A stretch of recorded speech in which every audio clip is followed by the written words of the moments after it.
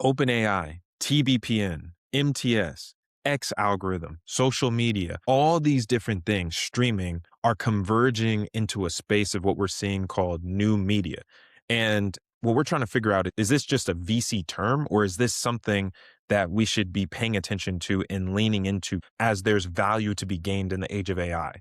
With all the noise and fluff, I have today Ashley Christensen, who spent 13 plus years in content streaming and was even a former Twitch streamer herself. So today we're going to go through all these different components and understand how this new version of media is distributing and propagating across the internet and where value accrues and settles and what to expect when it comes to media in the age of AI. So Ashley, without further ado, I want to know one thing.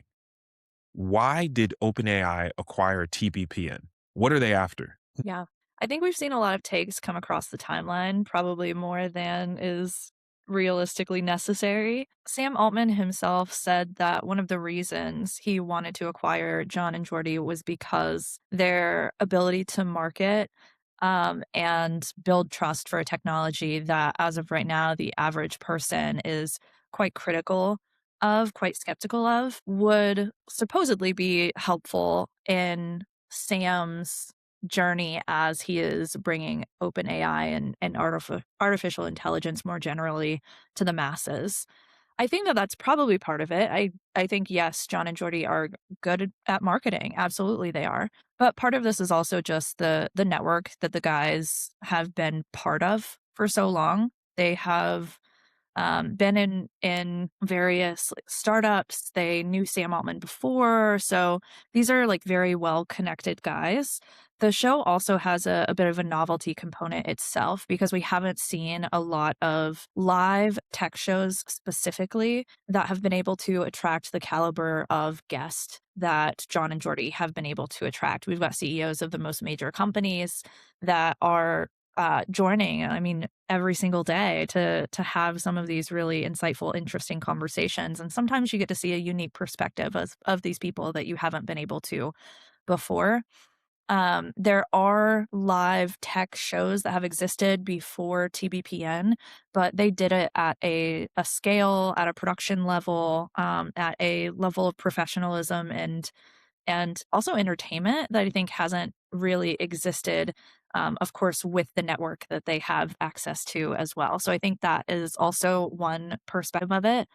They go deeper with the show as well. So they've got merch and a Discord server and they're building community and they've got clips. And so they're kind of utilizing almost this new flywheel effect that while their audience is quite small and niche, will likely be able to grow the show and is a part of the reason why they're able to command like 30 million in sponsorship dollars within a 17-month timeline. That's absolutely astronomical. It's a combination of, like, value of the show, the niche, high value audience that it attracts, and having access to the network in addition to the format being quite unique and done at a different level that hasn't existed before. Got it. Good. And I think people would argue like amongst the AI companies, probably OpenAI is the one that has one of the larger trust issues across the board. So you're basically saying it's a bit of the network, the trust, and then this novelty, almost like attention. Or so are they after this trusted attention, or kind of maybe can you narrow down what is? And maybe it's a combination of things, but maybe in like a couple of words, like what is the Yeah. core thing? So with live content especially, in the 13 years that I've been within this content format as a strategist in this industry, one of the things that I have realized is live is the best trust and relationship development tool that exists because it breaks down the barriers between the hosts and the audience in a way that allows you to see somebody's reactions in real time. There's no hiding whenever the broadcast is live. There's no like clipping something out and removing it for later so that it's completely efficient for the narrative that a company is trying to build. So there's a level of trust that you're able to generate with live content that doesn't exist with recorded video or podcasts even.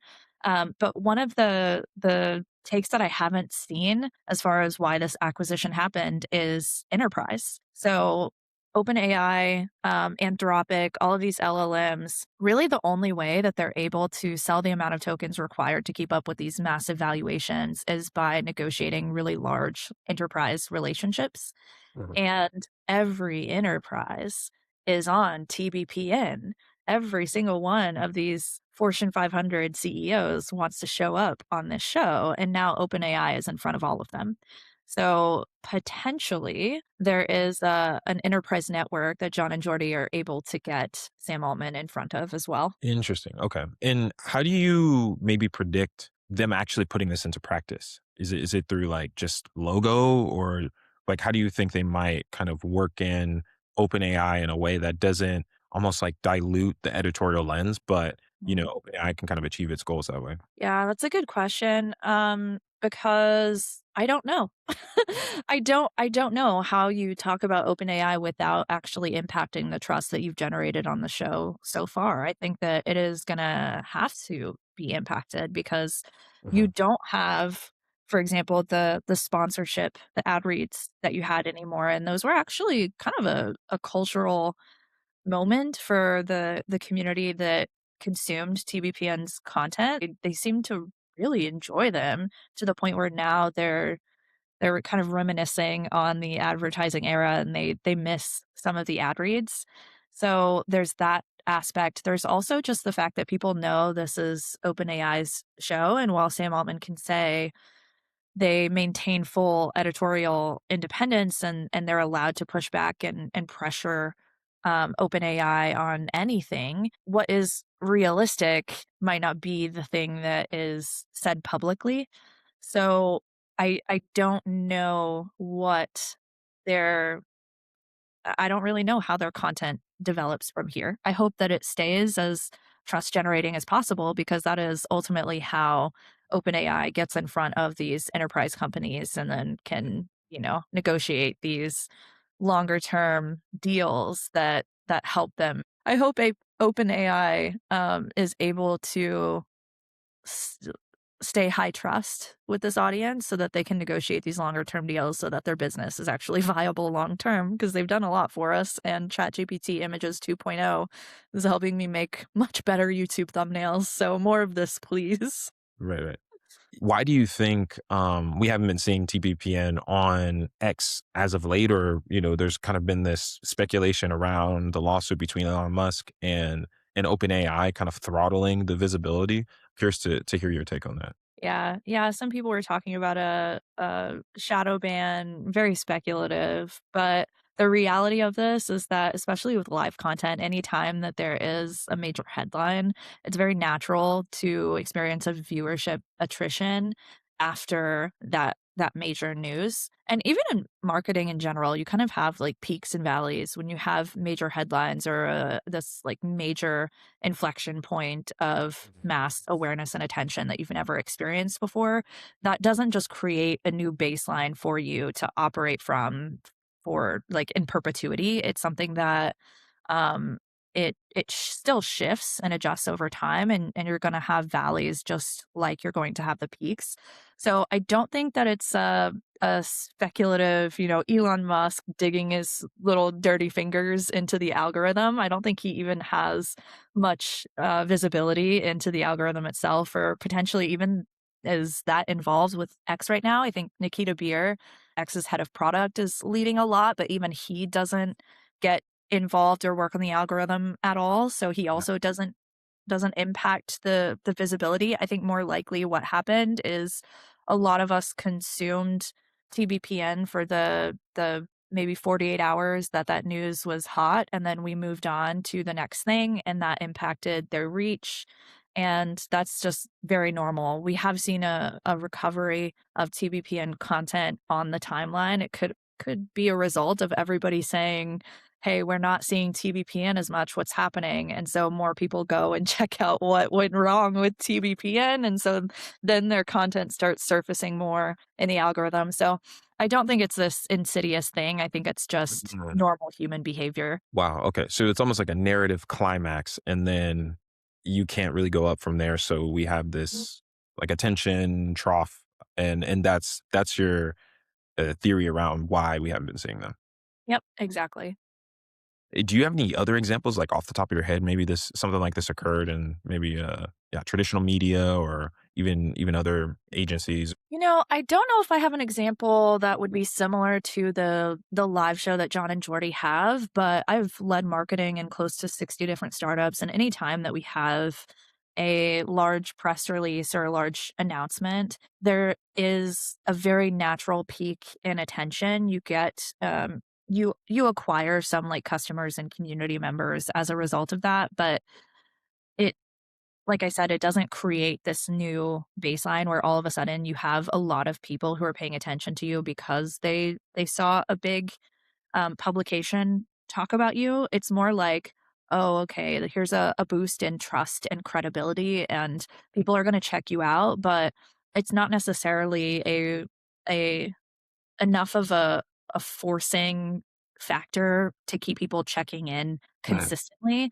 That is still a result of good content and good marketing over an extended period of time. So these reps, you think the reps of live streaming and trust is how you kind of cement the baseline of attention for these types of audiences? Yeah, absolutely. In on that piece to kind of switch around a little bit. So MTS was launched recently by A16Z. I'm curious to hear what is your kind of takes. I think you said they're still finding themselves, but Mhm. what separates an MTS versus TBPN if someone like A16Z has all these resources, maybe arguably the network reach similar to TPPN in some regards, Mhm. why have they just not shown up in the same ball game, really? Mm. Yeah. So I'm doing some work with MTS actually. So I can give you, I haven't announced that publicly, but I am working with the team Congrats. and as of like 2 days ago. So I have some probably additional perspective that I can give here that I couldn't before. So with TBPN, they have, of course, 17 months of timeline. And that's 17 months of a team that, from what I have learned, goes pretty hard.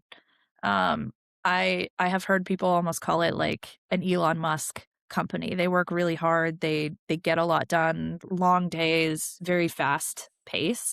And when you compound that over 17 months of a show with that level of pace and attention and dedication from all of the people who work at TBPN, not just John and Jordy, but like Ben, the producer, and Dylan, the president, and all of the other guys that work at the show, there is just a level of production like problems and programming issues and guest booking and processes that you have created together over that level of time that MTS doesn't have that yet Mm, because MTS has only existed for a couple of weeks now. It just needs more time to cook, honestly.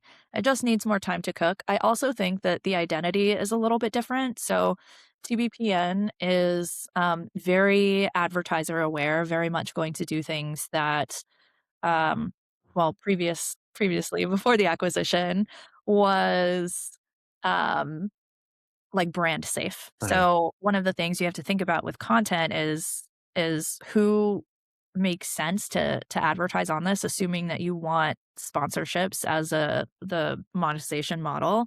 Right. There's also crowdfunding and like other ways that you can make money from content, but so they would stay away from certain topics like religion and politics, whereas MTS is not scared to go there at all. Right. They're definitely okay with more political based shows, even if somebody like Mercury or Ramp may not end up sponsoring the show as a result of that. Yeah.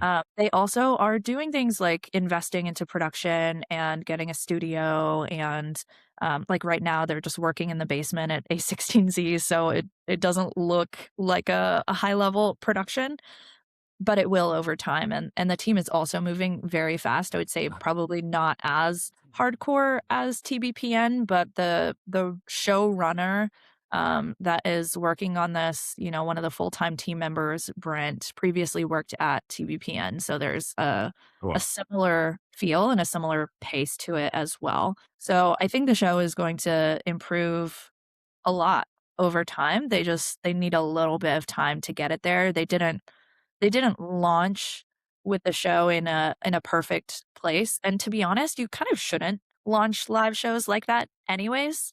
One of the things that, you have to do with content is you really have to just ship it and make, 1% improvements with every single new piece, Uh-huh. whether that's live or video or short video. It's very difficult to make a perfect product. Maybe you can do that if you work with people who, are very experienced, have been doing it for decades, or agencies like launch videos are a good example of this. Uh-huh. But especially with live, it's something that you kind of co-create with the team in addition to the community that's building it and the Discord server for MTS, like sources, some ideas for the show. Uh-huh. So it's just something that naturally builds over time. It's much better to ship and make improvements than it is to wait and like lose the relevance of the moment. And I think that's something that from my perception and A16Z tends to do pretty well is they're very fast and they launch whenever the moment makes sense and they make improvements over time. Yeah.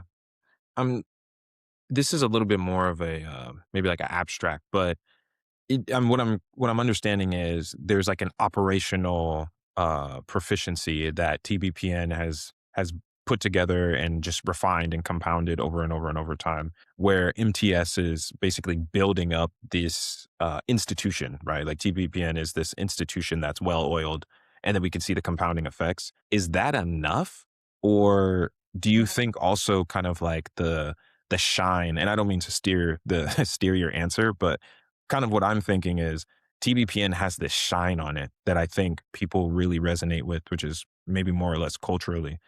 Do you think that this operational, efficiency is all it takes along with, a certain format and then you can kind of just build up the content from there? Or is there kind of like this additional piece that, or how do you weigh these? Maybe is a better way of going about it. Mhm. Yeah, yeah, good question.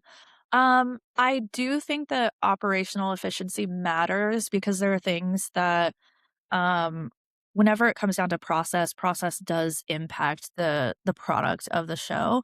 Uh-huh. If you get into a situation where, let's say, you're not as efficient before the show goes live, guests aren't prepared, hosts aren't prepared, maybe, cameras or, like, production quality isn't what it could be, and that could get in a host's head, that could be distracting, so there is something to be said absolutely for process and how it can make a show more comfortable for everybody who is involved so that they can put on the best show possible and not have to worry about, I don't know, looking into a camera that's like shutting down and flickering, or they can't see chat, or, whatever issues they might experience while live, or like even being able to ask better questions inside of an interview. There's a whole pre production process that has to happen in Uh-huh. order for interviews to be as successful as possible, as you know, because you did it for this conversation and all the other ones that you've had.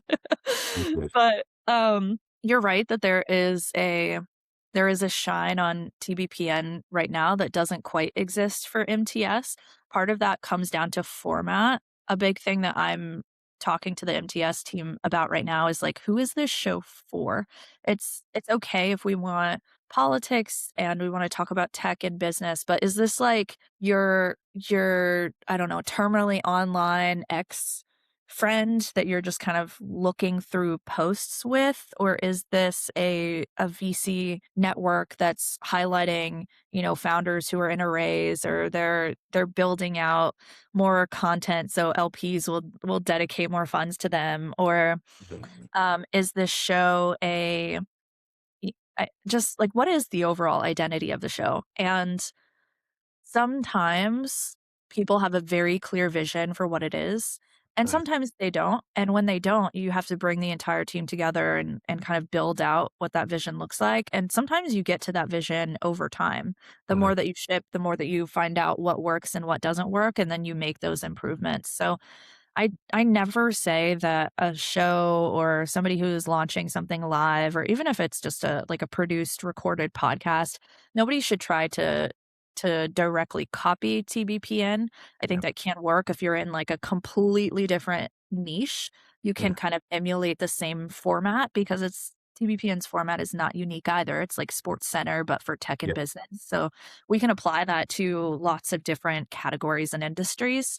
But if you're playing in the same industry as TBPN, you want to adopt a different format. And there's lots of different formats that we can experiment with. We could have cooking shows for tech and business, travel shows. There's somebody who's doing a tech and business cribs show, which is breaking down people's setups so that you can see where they're building their startup from.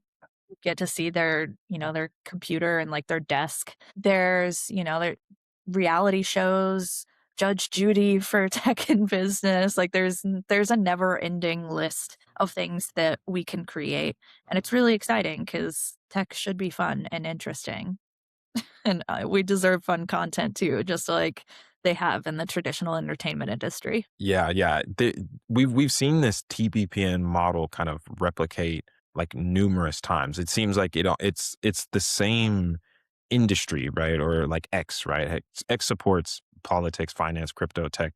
And then it's almost like geo-located. Like we have TBPN in Europe, and then we have like the New York version, then we have the original, and we have the VC version. For these formats specifically, do you think that the Sports Center model is inherently better for the tech industry and that's why it just caught fire? Or do you think that it was just applied, like an operator just took this model and applied it in a way that made it extremely successful? Hmm.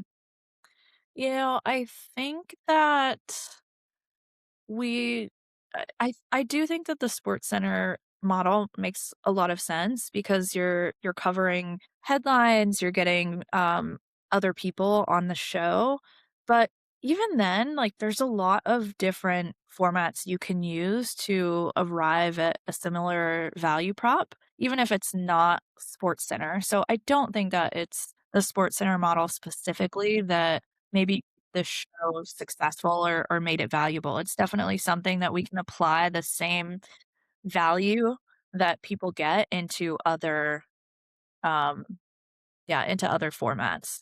Mhm. For creatives, like, this content creation is definitely literally creative, right? Is art. Do you think that there's like a data-driven approach to come to a successful format and a successful show, or some type of media presence?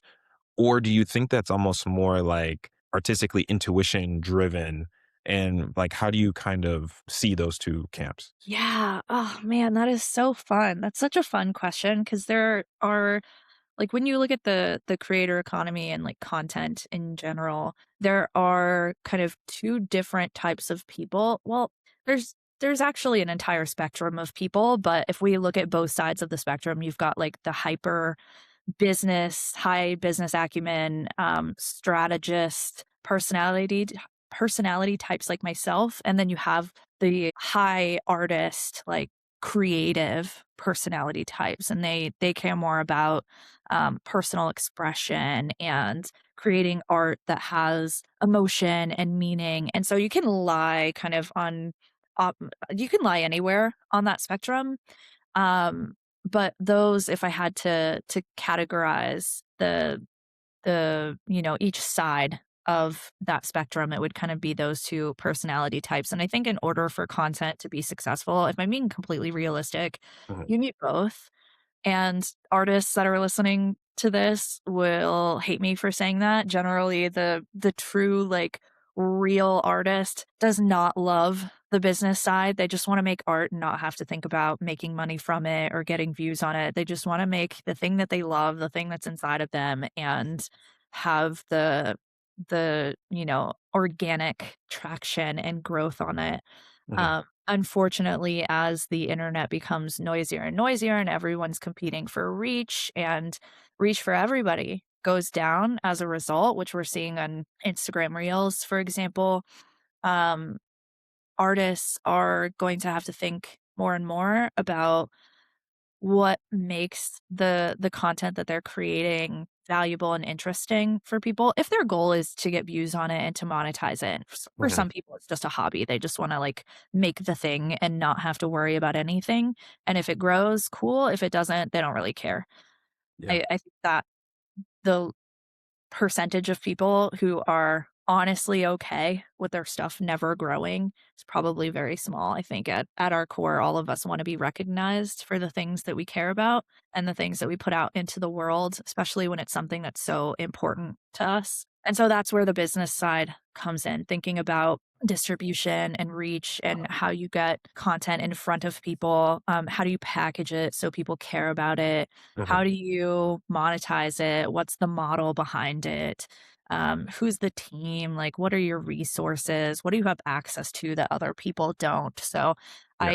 I feel like they are both equally important, but I might even put I don't know if I can give you a percentage of which one matters more. Those are the 2 because as I'm observing what's happening with AI, of course, the business side and getting reach in a really competitive environment where everyone can post 500 TikTok videos a day is so important. But I also think that the content that resonates, the stuff that performs really well, is the stuff that's more creative, storytelling based, artistic, human emotion versus, top 5 tips for whatever the topic is of the video that you're creating. So I think that they're both important, and I don't know if I could make a hierarchy there. Yeah, I kind of come to the same conclusion, especially just listening to you talk about it as like another outside perspective. It's almost like they do different jobs.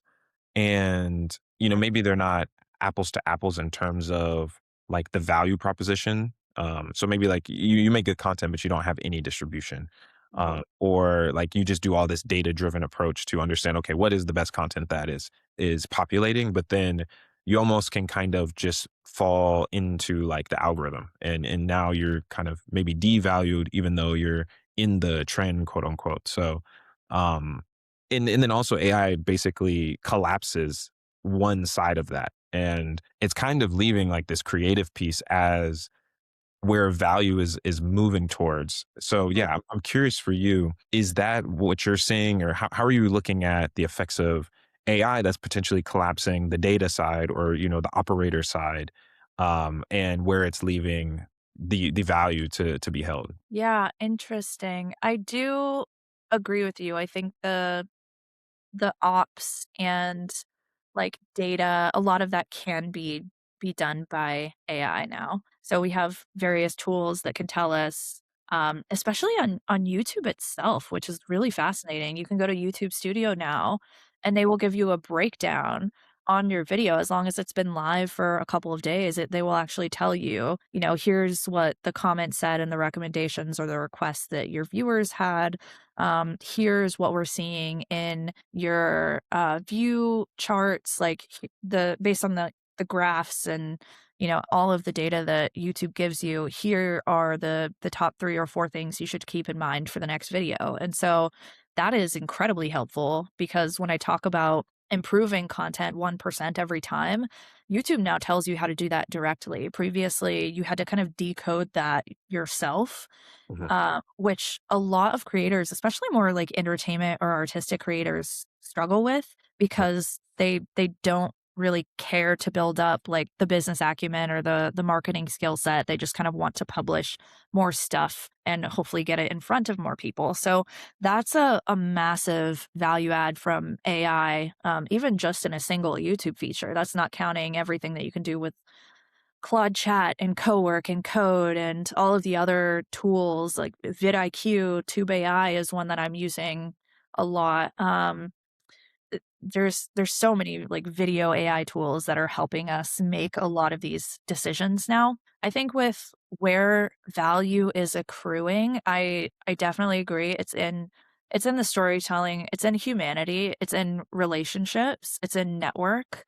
There are so many tools now that can copy and paste really any content, if I'm being completely honest. If people want to imitate what it is that you create, they can very easily do it. Uh-huh. Uh, we can use AI to make content at a massive scale that we've never seen before. And so now a lot of people have been discussing taste, which I hate to say because I feel like everybody has talked about this ad nauseum, and it's probably such a buzzword that it means nothing at this point. But Agree. knowing what to make when you have the ability to make anything is a thing that differentiates you. In addition to, I think value accrues around people who can use these tools at a level where I talk about it as almost like being on the limitless drug Mm, because it's like you can create at a level that you couldn't before if mhm. you have some unique perspective. The problem is for some creators, especially newer ones, there's not a ton of unique value that they can share that really comes from either having unique life experience or even just like a length of life experience. Yeah. Uh, and that perception, that perspective that you can share on top of just, here's the news of the day, which is content that I will make, but I give my additional perspective on top as somebody who has been in live content as a strategist for 13 years, who has led marketing around with 50 different startups, worked in a couple of agencies, worked with some of the largest companies in the world, built communities. Like, I get to speak from that lens on absolutely fantastic position to give a completely unique perspective on things that maybe they didn't have the time to do before all of these tools existed. So value is definitely around your unique lens and like what you can bring that can't just be given by given as a response from Claude. In addition to, I think community is something as well that I would like to see a lot more people talking about the importance of community. We're seeing a surge in IRL events, but we're also seeing a surge of interest in like private community spaces. People are retreating from the noise on public feeds. Adam Mosseri, the head of Instagram, has said that Instagram has not been about the feed for several years. It's about the DMs. Like, you get on Instagram to find short videos and send them to your friends or send them to your partner, Yeah. and that's really what Instagram is. So there are a lot of different value adds in the AI era that I think are kind of reorganizing how we think about marketing and content and work in Mhm. general. You have like a really nuanced perspective of like identity and people and kind of this humanities piece, which probably is the most lacking in in the tech, crypto AI adjacent spaces. And I think one example that you talked about before is the AI fruit series and the like the AI reality show series. Can you kind of talk a little bit about that and like your theory around staying power? Maybe if you can give like an overview, so I'm not butchering it. Yeah, no, no. Um, yeah, so you're talking about Fruit Love Island, which went viral on TikTok. It was a single person using AI tools to create a Love Island version of fruit. Like, the characters were all fruit. You would see a banana who was falling in love with a strawberry, and it was really it was really degenerate, to say the least. There were a lot of, adult jokes and Yeah, that flavor it's that debaucherous. Love Island has. What was that? I say it's debaucherous for sure. Oh, yeah, debaucherous, absolutely. And, this content went so viral that each episode got, I believe it was over 13 million views. Mhm. It was the fastest growing TikTok account of all time. It went from 0 to 3 million followers in, like, a couple of weeks. Absolutely massive viewership, cultural resonance. It wasn't just that somebody had created a show and a lot of people were watching it. It was that people were showing community behaviors as a response to the content that they had seen. So they were making videos about the Fruit Love Island stories. They Mhm. were bought in. There was user generated content, or like CGC is what I call it, community generated content about it. And it was completely AI generated. Right. So that's compelling because there was no human face, no human voice, no real human person that showed up at all, yet people still enjoyed the stories so much that they would make content and were completely bought in. And that is something that I have not seen with AI yet, which I thought was really interesting because if AI has the ability to create these like community level behaviors in an audience, w- is that is community actually defensible for us as humans? Wow. And I think that it is because this account was removed after a couple of weeks, I believe. It was shut down and then copycats sprung up. And so we saw just a handful of accounts that were trying to accomplish the exact same thing, people talking about how it was shut down, but nobody thought about like the creator behind Fruit Love Island. Nobody really cared about the person. And the copycats sprang up and people started watching that content immediately, and there was no, like, mourning, right, for the original creator, there was no grieving. Um, so I think the thing that differentiates us versus somebody who can create a ton of content at scale or, like, AI faceless channels, for example, one of the things that makes content defensible is the human behind it and whether or not people will actually care if you stopped posting. If you stopped posting and disappeared tomorrow, if there is anybody who would say, "What happened? Where did you go?" That is defensibility, that is community, that is someone who genuinely cares about you, not just the stuff that you create. And I think as we move into this era where reach becomes harder and harder to get, that building out community and having that relationship with people online, even if it's arguably a little parasocial, is really important because it creates a habitual experience in our viewers and our community members Mhm. um, that like preserves our reach and our attention even when everybody else is, saying distribution is the moat, and all of a sudden it's about how many eyeballs can you get on all of these, vibe coded products. I do think that the human to human relationship is probably one of the most important things to focus on as a creator or a marketer in this reality. Yeah. Wow. Okay. Yeah. We got to unpack that a little bit. So, Fair.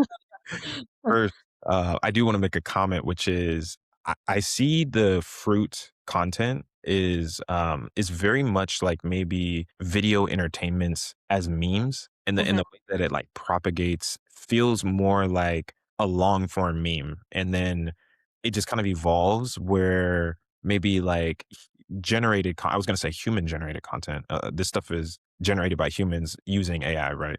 But Mhm. it seems like a lot of this, maybe like this conversation, right, is not a meme. So the way that it travels and is a bit different. So yeah, no kind of question there, but kind of the way I'm thinking about that. Yeah.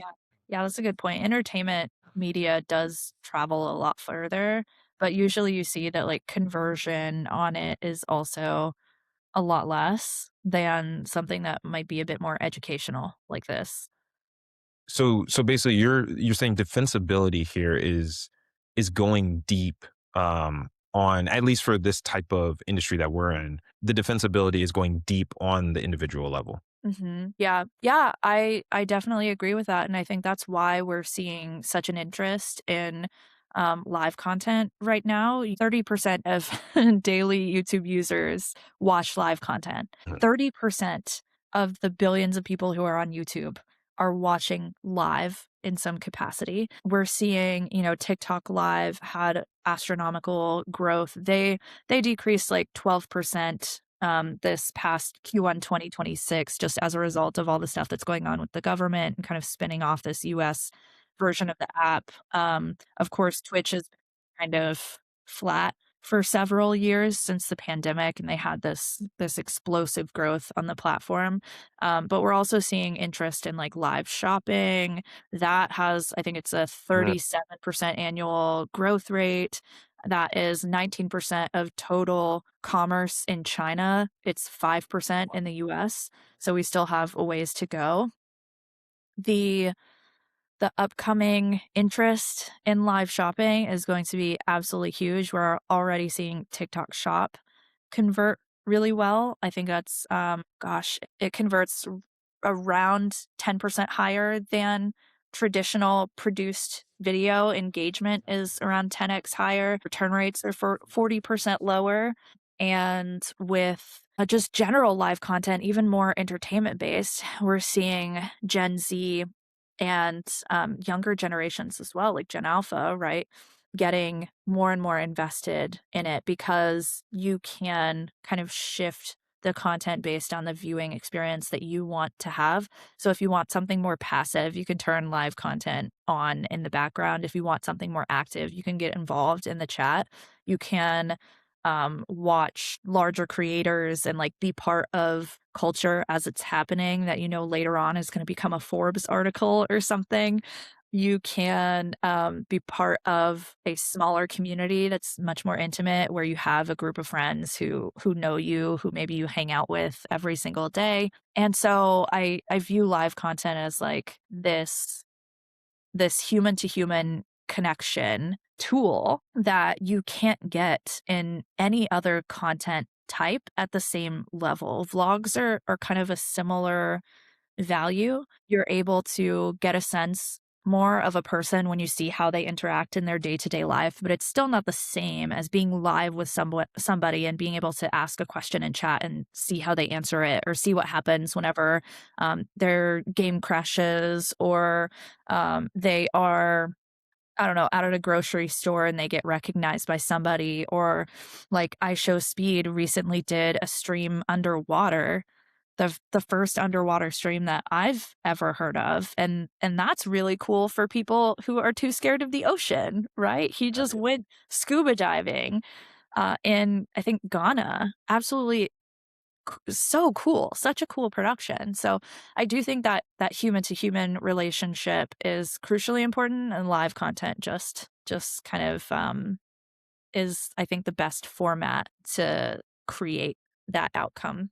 Mhm. And to circle back on I think you made an interesting point on the community piece, right? So these live streams are generating these really deep social connections for viewers. When it comes to the AI community piece, you said it might not be defensible versus like Speed, who just is deeply ingrained in his community from this live stream approach, which is like his personality, his being really was being. Yeah. Can you just talk more about like the AI piece? Like why might not that be defensible, and maybe like the contrast is someone like Speed? Yeah, I think there's an innate human need to feel seen and recognized, and the ability for a human to do that for another human is huge. When we acknowledge each other, like, it feels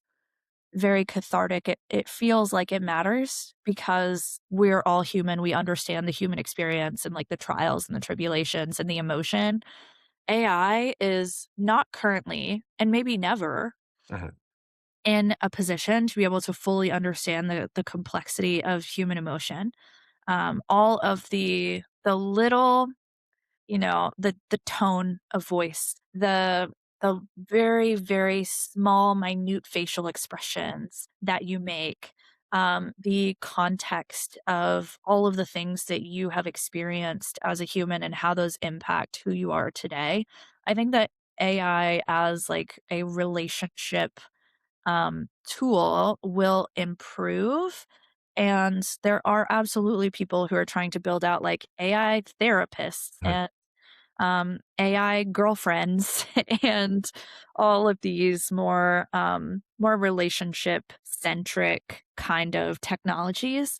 But from what I can tell, there's just nothing that can really create that full sensation of the human experience, like talking to another person or being around them IRL, Mhm. or just feeling seen by another individual who just absolutely understands who you are. And we need it so much that like some people are trying to use AI for I don't romantic companions. And, we've all seen the headlines where people got way too involved with ChatGPT, and then it created a sort of psychosis in them where they thought that they were, maybe a much different person than is realistic. So I think to me that shows the level of importance that human connection has for us, and that in the era of AI just becomes more and more valuable. Seems like there's almost like a algorithmic drift without this kind of human course correction, and content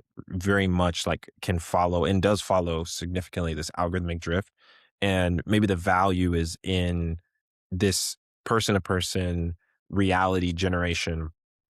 And a little bit on this vein, you like the AI basically allows you to produce content at scale, right? And there's AI is like a way that you can kind of enhance the quality of the production, For sure. in some regards. And then also like video quality, right, is another way of enhancing the production. You choose at a lot of times to like not participate in the high quality production. Maybe you record at like Mhm. a cafe or something like that, but it seems like you're almost doing that on purpose. Is there some theory behind that or reasoning? I'd love to hear more. Yeah, man. Yeah, I'm glad that you picked up on that because you're totally right. It is intentional. Part of it is just because when I'm sharing content, I know that the most important thing is that it just like fits into your life every single day and that you get something from it. Otherwise, you're not going to keep going. And content is really a longevity game. And my life right now is so chaotic as a result of this like TBPN and MTS stuff. I have so many meetings back to back, and even getting me in this conversation was like such a nightmare for you, and I'm so sorry. It it's just that's what's realistic for my life sometimes. I have a 7-month-old, and so filming from home can be difficult, especially when she's teething. But I also do think that there's a couple of different, things happening here that have impacted my perspective and why I value this type of format, very low production. One is because I think there has been just a I think we've all been slapped in the face with, like, value, make valuable content, make content that's just absolutely perfect, hyper optimized, Mhm, Mr. Beast level, of thought and, like, strategic time that goes into each piece. And part of that is on the production side. It's have the most clear camera, but it's also like the editing and make sure that it's fast paced and kind of dopamine drip style of production. And I think there will always be a place for that. I think the hyper optimizers will always be playing that game. Some people just really love that game, but mhm, I don't. And there are a lot of people who don't love that game. I don't personally love watching Mr. Beast content. I'll do it if it's like relevant to my development of like my thesis and the things that I'm learning. And if it's important, I will, mhm, but it's not my preferred style, and it's just also not authentic to who I am. I don't think about YouTube or produced video at that level. I think much more in terms of community, real relationships, showing up as a real person, mhm, making people feel like they actually get to know me.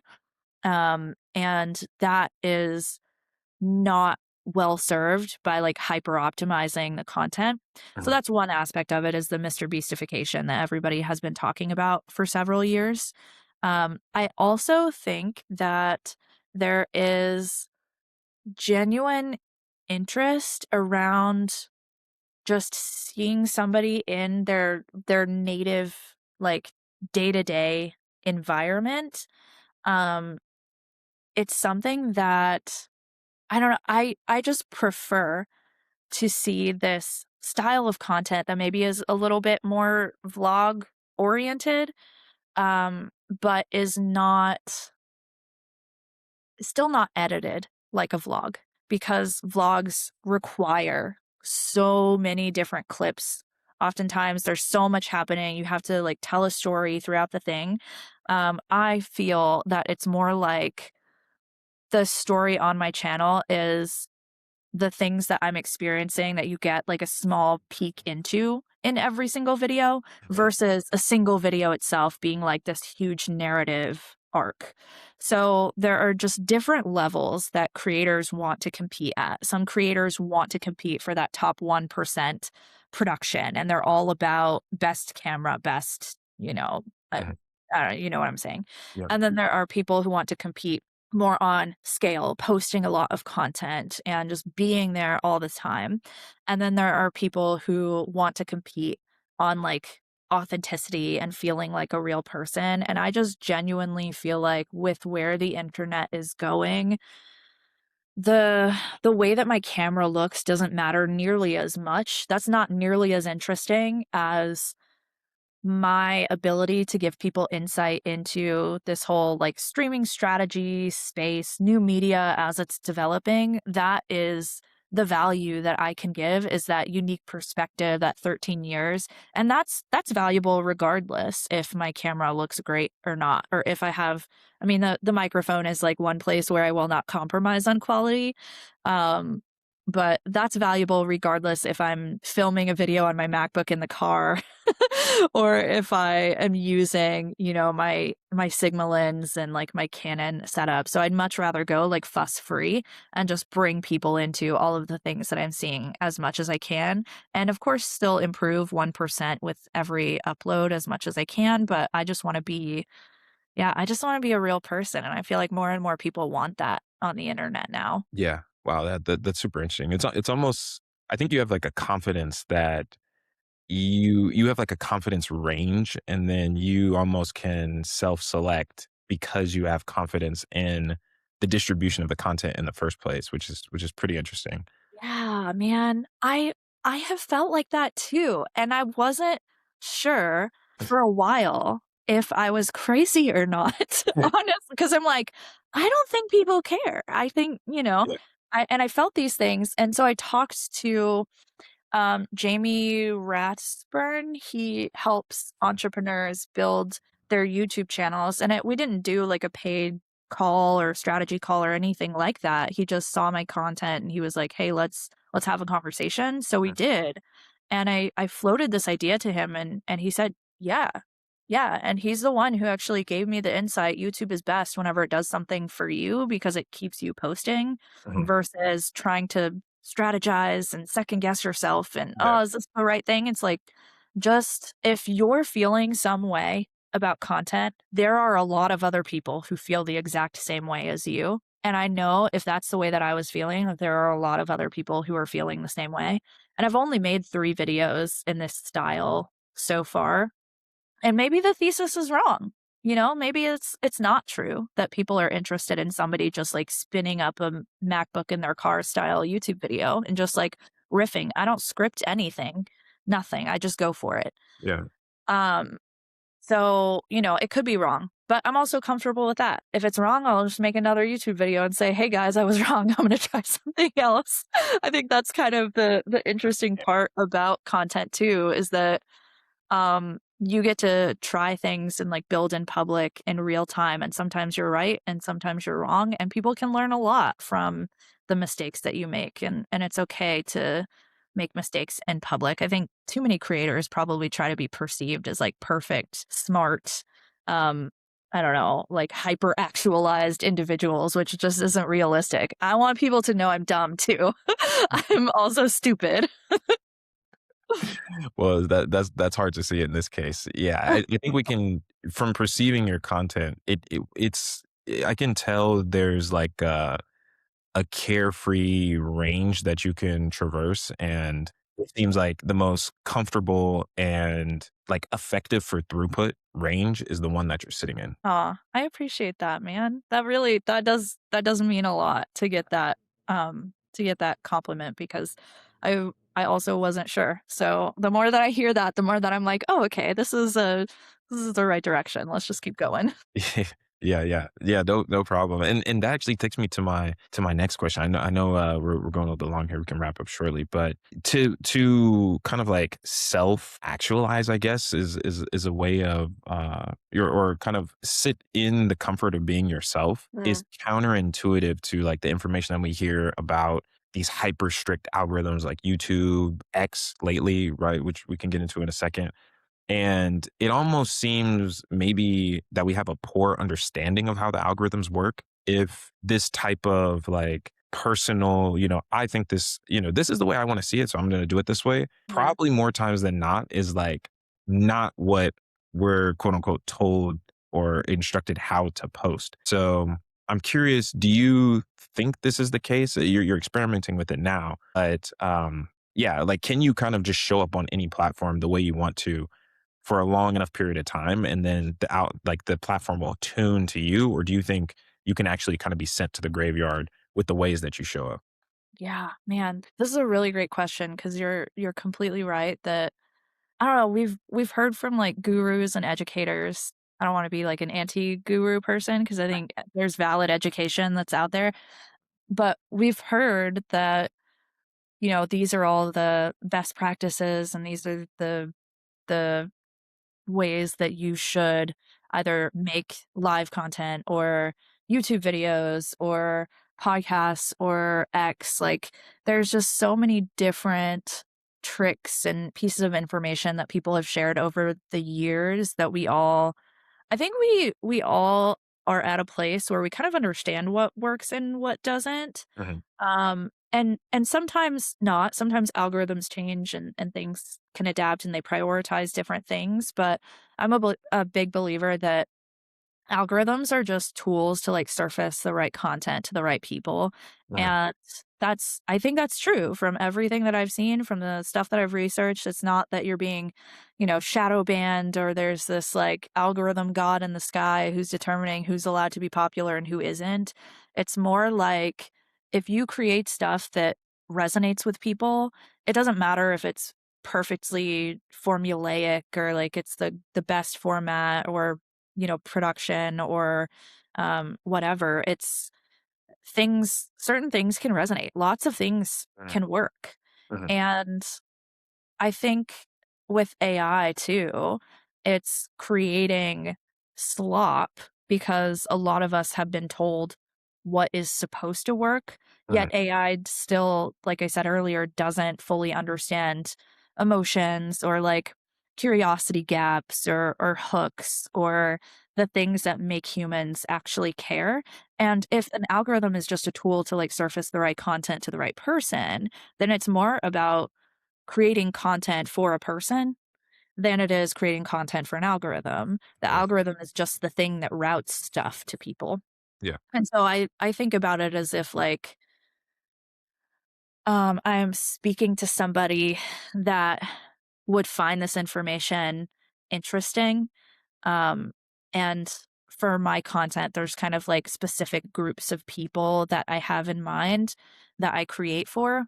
mhm, And that to me I think is what that is more valuable than maybe structuring a post on X correctly so that you get like the highest dwell time on it because the algorithm prioritizes that. It's important to know what algorithms like, I think. It's always great, but sometimes you do make decisions that maybe it's not what the algorithm wants, but you know that it's something that people are going to like, and that's the mhm. most important thing. So when you're making content, you picturing you're talking to an individual? Are you talking to like an audience? Like, do you Mhm. have like a visual representation of this? Because I think a lot of people maybe talk to the algorithm, and that might be the problem in itself. Yeah. What's your like visual representation as you're like posting on X or doing like recorded content? Are you speaking to an individual, like a metaphorical like audience, like a lecture? Can you take us through that a little bit?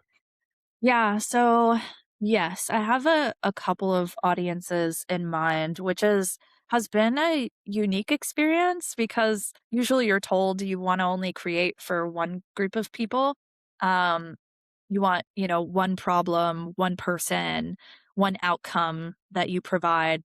per channel, and if you're doing anything more than that, you should separate it out into other channels, and I do think that there's validity in that as well, but that's just not what my content is. I don't and I that's not authentic to my life. Again, I don't wanna run, like, 5 YouTube channels to speak to 5 different audiences, so whenever I'm thinking of the audience, one is small streamers because that was my first audience that I created for, and the topics that I talk about are still compelling for them Mhm.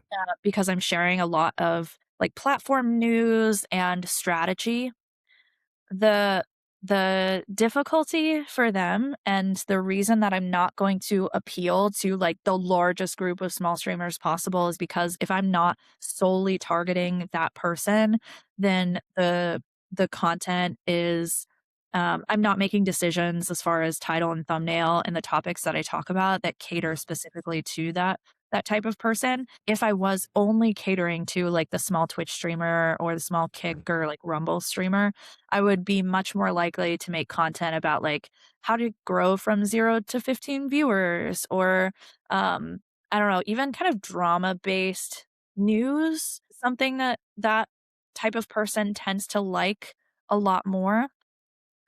Aside from like they want to grow their stream and they want to make money. Those are their two major outcomes. So Mhm. if I was trying to attract that person, it would all be here's how to grow your Twitch stream, here's how to make more money from your Twitch stream or your Twitch community. Mhm. That would be like the two outcomes that I would focus on. But as I started posting more on X and doing more deep dives into the like news, Mr. Beast using streaming or like TBPN or MTS, and being able to bring this educational lens to it that nobody else has been able to. Maybe Devin Nash, if he was more kind of focused on these industries, would be more interested in posting about this stuff.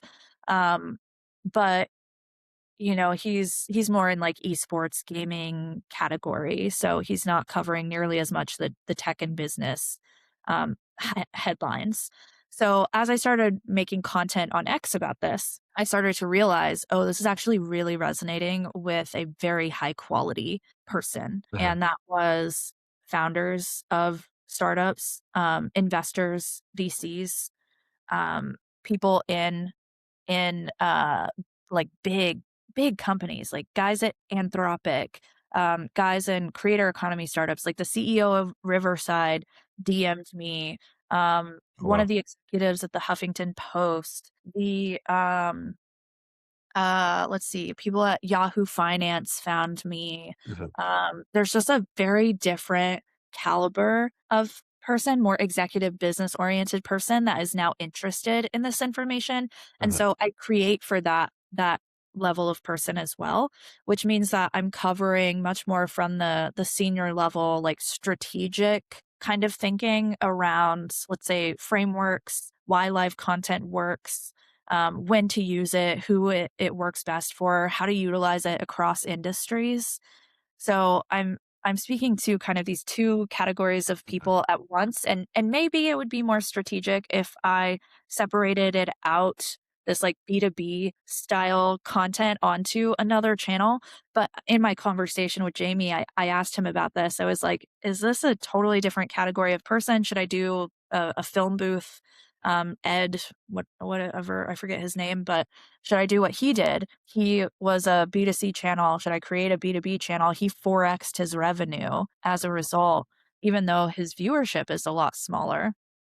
And he was like, honestly, I I have you have this history of creating content many years ago for small streamers, and that actually adds to your credibility. So it might impact your viewership, but the story that this channel tells is really interesting, and I had felt that, and to hear him say that, I was like, "Oh, okay, I've got a YouTube guy in my corner that's telling me I'm doing the right thing, so let's just go for it." Um, so yeah, to answer your question, yes, whenever I am creating content, I try to think of the person, but it is a little difficult sometimes Mhm. because I'm creating for multiple groups instead of just a single individual, and honestly, sometimes I don't create with a person in mind. I just make it because it's something that I am like I don't know, theoretically interested in exploring, right? It's something that adds on to the thesis that I have that we've been talking about this whole conversation with like live content being so compelling for people and human connection in the era of AI and all of these topics that I'm just so interested in exploring. Sometimes I create for myself too. Interesting. Okay. Yeah, yeah. Creating for yourself is interesting because it's like self-entertainment basically. Yeah, exactly. Yeah. Yeah, when I make a post on X, sometimes I'm like, "Ooh, this is so fun," and I get to talk to Claude and go back and forth and tell it when it's wrong and say, "Oh, that's a good insight." So, like, I'm also learning as I'm making Yeah. this content too, which is I've recognized for myself during my career, if I feel like I'm in an organization or working with a team where I'm not really learning anything, like, if I'm the person at the top, this is also why I got really bored of being a founder. Mhm, It's it's not as compelling for me, and I just won't mhm. spend a lot of time on it because I don't feel like I'm learning enough. Yeah. Okay, so can you put this into maybe like a loose framework where there's like this chicken and egg problem? And this goes back to kind of like the data versus the intuition. Like, do you just study what works or do you kind of cultivate like this creative personality? They're hand in hand, right, for this type of situation. But can you give us like a framework of how to maybe produce content? Does it stem from this creative lens and then you apply the persona that you wanna like, talk to, or how do you think through this? Because there's, like, a discovery that happened on Twitter as well, it seems. Mhm. Yeah, yeah, so I'll say with my ex content, there was definitely a time I felt like I was posting within this category, and maybe not getting as much visibility Mm, as I am now, but it was a very short amount of time, if I'm completely honest. The original post, the TBPN breakdown that I did that, got me recognized initially, and then there have been other ones since then, like breaking down MTS or breaking down the Mr. Beast, flywheel. mhm, It really just comes from feeling like I'm in this weird position where I can share something that gives perspective that nobody else can share on the timeline. Like, with TBPN, I was seeing I mean, it's crazy to see a headline of this company was just acquired for $115 million and, "Oh, hey, it's a live stream." yeah, That's crazy to me, you know, that was a very natural fit into the things that I've thought about for a cool, really long time, so whenever I did that breakdown and it was a really long post, usually long posts do not perform for me, so I tend to stay away from them, but mhm, when I did that deep dive into it and I was like, "Here's what actually happened with the TBP and acquisition," I think the framework is probably the history and, like, lens that I can apply, so that's not really something that people can utilize, like, that's not really tactical for most other people, but there is something to be said for it was very timely, that news had just been announced. It was a unique perspective that I had seen some other people say this podcast got acquired, and I was like, "No, that's wrong. It's not a podcast." Um there were people who were saying, "Oh, it's just because John and Jordy are really charismatic guys." I'm like, "No, that's wrong."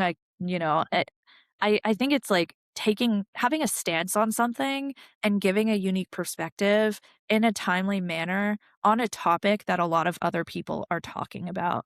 And if I had to make like the trifecta of what makes my content successful right now, it would be that. Any post that I have that's very timely, that is, topical, because you have things that are like news, but if nobody is talking about them at scale, then it doesn't really matter.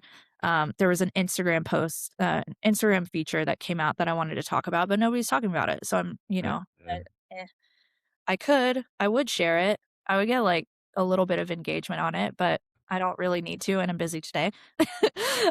Anyway, sorry. So timely, the amount of people who are talking about the thing, and then the deep dive, the unique lens Mm, that I apply to it, and those 3 things are probably what makes it stand out, versus, some other stuff on the timeline. interesting. Yeah, I would say Podcasts, I do not like the word podcast. Because someone's like, "Oh, you started a podcast." I'm like, this is an environment to cultivate knowledge. Yeah, okay, so you feel like podcast kinda trivializes what you do? Yeah, yeah, this might just be like a personal thing, but I No, do. I definitely get it, dude. I get it. It's like you're definitely a good interviewer. I can tell you've done your research and your, I don't know, your ability to, like, ask questions off of the things that I'm saying is you're much better at this than I am.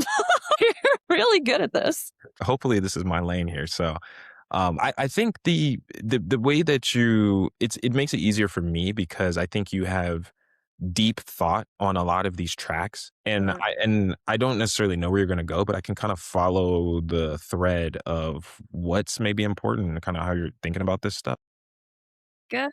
I'm so glad. I tried to remember to answer your question at the end. I'm like, "Wrap this up, girl. Put a bow on this, and don't forget to actually come to a point at the end." Because I used to be really bad at that. I would just waffle on forever. Okay, so the way you're looking at this is you do have, intuition of what is good to post, but you're using like time as a variable to understand, is this relevant, is part of Yep. the equation. Mhm. And Yeah. then is this like bubbling up essentially? Is there other discourse that's bubbling up around that? And Mhm. then with the TPPN, you basically saw, okay, time is now. And then the concept, I'm an expert in this field and this is like a rare thing that's happened. So that was like a way that you were able to identify new customer essentially, or a new voice and audience to speak to. Yeah. Yeah, and to be fair, that unique blend of things does not happen every single day.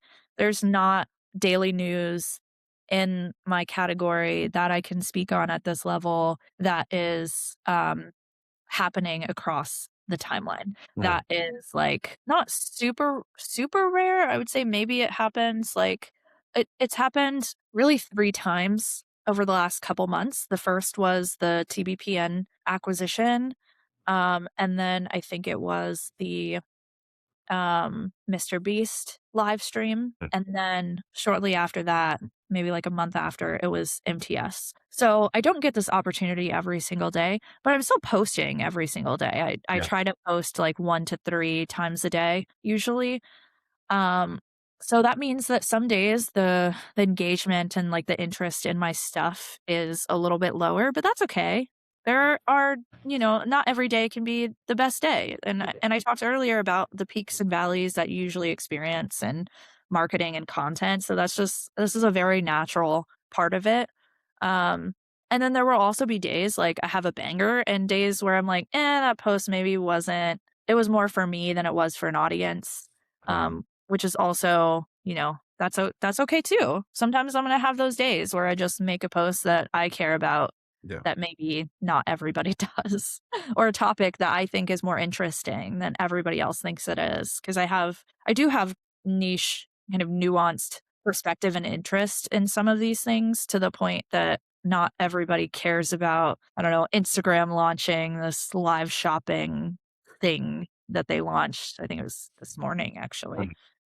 Um, so yeah, I know that that post is not gonna perform as well, but I'm probably gonna make it because it's cool to me. Yeah. Yeah. Yeah. Yeah, this has been great. Appreciate you coming on. And last question before we wrap is, other than the live stream connection, which is kind of like your core thesis, right? This human to human value accrual model, which probably over the next generation is going to be a huge dominant feature of media content generation. Mhm. Where is there like some alpha or things that are bubbling up that no one is really looking at? It seems like clipping, which we'll have to like do another show on this, but clipping it seems like it's peaking. Yeah, But I at think some point, yeah. clipping speaking for sure. Sorry to cut you off, go ahead. Yeah, yeah. No, no, no worries. Yeah, clipping speaking, but at some point it was the alpha, right? It like if you knew what clipping was, that was the game changer. What do you think? And it's good to ask this at the end for the people who are paying attention. But yeah, what do you think is kind of that next meta, if you will, for the listeners still hanging on? I love that you gave, yeah, you're, like, rewarding the people who are staying through to the end. Ha ha ha, very smart. Um, yeah, I think live shopping is, like, criminally under discussed right now, Mm, and underappreciated. I think some people have seen it come up on the timeline. Gary Vee has talked about it, even when he talks about it, nobody engages with it. When I talk about it, I made a post about how QVC was being impacted by, like, essentially how live shopping is the new internet era QVC. mhm. And then it was crazy. The next day, QVC announced that they were filing for bankruptcy. Like, Wow. they were so impacted by live shopping on TikTok, Whatnot, Amazon live shopping, which their live shopping is not that great, but Whatnot is doing incredible work, and even live shopping on, like, owned streams, your own stream, you can sell things. Mhm, I learned about this 2018. I released an ebook. I sold, like, I don't know, $1,000 overnight when I first launched it, which was a wow. pre-sale, and I thought that was really cool. I had never, I went to sleep and woke up with $1,000. That was really cool. And then whenever I went live on the day that it, um it was available for purchase, I made $4,000 in an hour or 2, Mm, which was, like, an astronomical amount of money for me. I'm from, like, very humble beginnings. So that to me was the first time I was like, "Oh my god, live selling converts at a level that I did not realize was as impactful as it actually can be." yeah, Think as people, grow more and more accustomed to live content, we're gonna see more conversion opportunities inside of live. I've also seen similar data from a tool called Bordy. So I met with the founders of Bordy. They raised from VC, like, they're in a really interesting position. Bordy has, I think, 150,000 executives and, like, white collar workers, and he's essentially like a networking AI. So if you're in the Bordy network, you will be shared with other people in the Bordy network if you guys have something in common that you're both looking uh, for example, if I want to help companies mhm, create live programming, I can tell Bordy, "Hey, this is who I am." We do a short intro call. It's like a 15-minute, 5-minute call with an AI. It's crazy. And then you say, "Okay, well, I want to provide these live streaming services." And it says, "Okay, anytime that somebody tells me that they're looking for live, I will tell them who you wow. are and I will connect you." Mhm, It's nuts. And so they went live with, a guy who was selling a book, and the book hit number 1 on the New York Times bestseller organically wow. because, like, 1,000 people showed up to the live stream. He sold tens of thousands of copies of this book and made it to number 1. So it's live shopping once people realize that, like, it's a better conversion ROI than short video, than produced video, Mm, than podcasts, like, there will be an absolute explosion. So anybody who starts getting really good at this now and can position themselves to maybe help brands do this or help entrepreneurs sell stuff live or help their community members or even just, like, make their own stuff and sell it live, there's there's massive growth that's gonna come to that space, and nobody is taking it nearly as seriously as they should. yeah. Wow. Yeah, yeah. I know the conversation is going good when I'm, like, scrambling to take notes on the side, so Good. Yes. yeah. So, but yeah, anyways, thanks for that. Bordy is the app that you're talking about, right? Yeah, yeah, it's Bordy.ai, Boardy, and I'm not, like, sponsored or affiliated or anything. I had one call with them just to explore the tool and teach them a little bit about live. Yeah. Cool. Well, yeah, this was a great conversation. I appreciate you coming on, and yeah, I hope to have you again on sometime soon. Yeah, thank you so much for having me. Take care.